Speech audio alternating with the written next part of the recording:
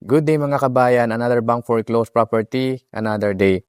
Alam mo ba na meron tayong bank foreclosed property dito sa may Base View Subdivision, dito sa may Lipa City, Batangas, na malaki na, mura pa.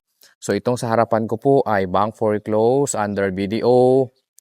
Ito po ay located sa may Base View Subdivision, dito sa may Lipa City in Batangas. So, malapit lang po ito dito sa may base ng Air Force at saka sa golf course, no, dito sa may Lipa. At napakamura nitong property na to. Bago pa yung property na to, hindi pa siya masyadong laspag, no, kung ako yung tatanungin. Although may mga i-repair kayo dito, pero sulit ito sa kanyang presyo na 7,760,000 pesos lang. So itong sa harapan ko po ay bank foreclosed under BDO with the lot area of 206 square meter and the floor area of 228 square meter. Corner lot po yan at saka modern yung bahay.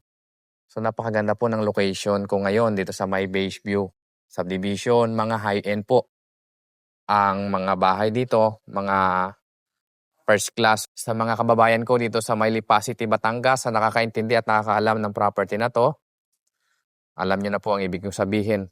So ito po ay may fence na, wala lang siyang gate. At ang kagandahan dito, wala na itong bidding, no? Paunahan na lang po sa property na to. Murang-mura na to sa kanyang location, sa laki ng lote at saka laki ng bahay, no? Dahil mahal na po yung presyuhan dito. Wala pang bidding, corner lot pa. So, ang property line natin ay magsisimula doon hanggang dito. Ayan.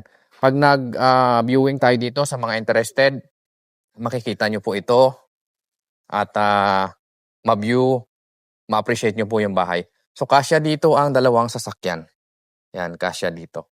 Or pwede naman kayo magparada kung marami kayong sasakyan, pwede pa kayo magparada sa labas. Meron tayong lanay dito, ayan. So, marami kayong ayusan dito na mga sira na dahil yung ibang mga pintuan, mga bintana, tinanggal ng dating may-ari. No? Single attach. Yan. So, may space kayo dito sa gilid, papunta doon sa service area. Meron itong 4 bedroom, 4 toilet and bath, and 1 maid's room. So, yung pintuan natin, malaki po ito. Yan, double door siya. Pagpasok natin sa unit, madumi lang yung flooring kasi wala nang nakatira. Pero po, maayos yung mga tiles. Napakalaki at napakaliwalas ng bahay na to. Ang ganda nito, maayos pa talaga siya. Maayos pa. Sa mga nakakaintindi dito at sa may alam sa property na to. So, meron itong stock room dito. Yan, stock room sa gilid ng hagdanan. Malapad din yung hagdanan natin. Ang luwag po ng living area mo, ayan, ang luwag. Ang laki nito. Diba? So, unahin ko lang itong bedroom number 1 dito sa baba. Malaki po ito.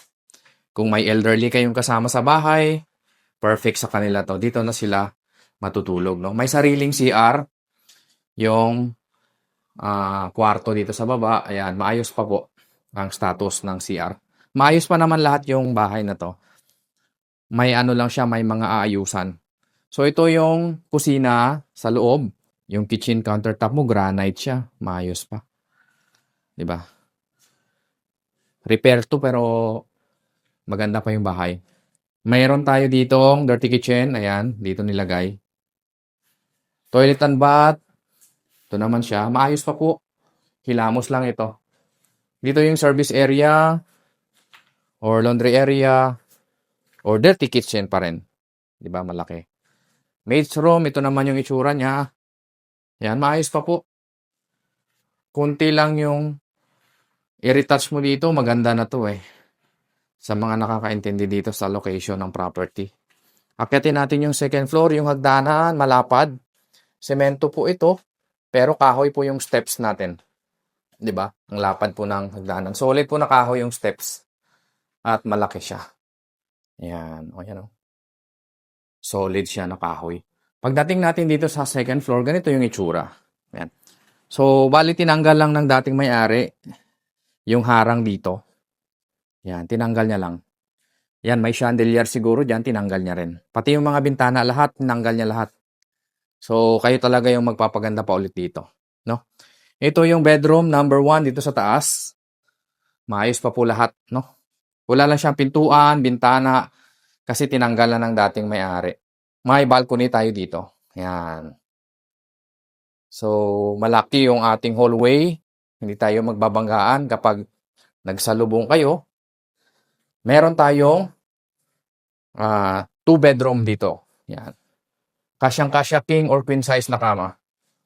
'Di ba? Ang luwag ng bahay na 'to, ang laki. Maayos pa po ito. Bedroom number 3 dito sa taas, malaki din. Ayan. Siguro wala pang 5 years 'tong bahay na 'to. Kung hindi ako nagkakamali. Toilet and bath dito sa taas, may bathtub pa. Maayos pa lahat. Repair talaga 'to. At ito yung pinaka-masters, malaki. Yung tiles ng mga kwarto, lahat intact lahat, no? Ayan.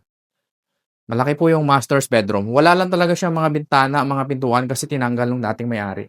May mga design na rin yung mga ceiling mo kung ikaw ang makakabili nito. May sariling toilet and bath yung master's. Ito, may walk-in closet din siya. Malaki, di ba? Sulit ito sa 7,760,000 pesos mo. Ito yung toilet and bath. Yan. May bathtub siya. Di ba? Maganda ang location nito sa Base View Subdivision dito sa may Lipa City, Batangas. Mga malalaki po yung mga bahay dito. Kung ako yung tatanungin, medyo mahal na po ang presyuhan dito dahil Lipa City pa ito, malapit sa airbase, golf course. So, murang-mura na ito. Below market value po ang 7,760,000 pesos. Wala nang bidding. Kung interested po kayo, 10% down payment lang ito. 90% pwede natin i-bank loan.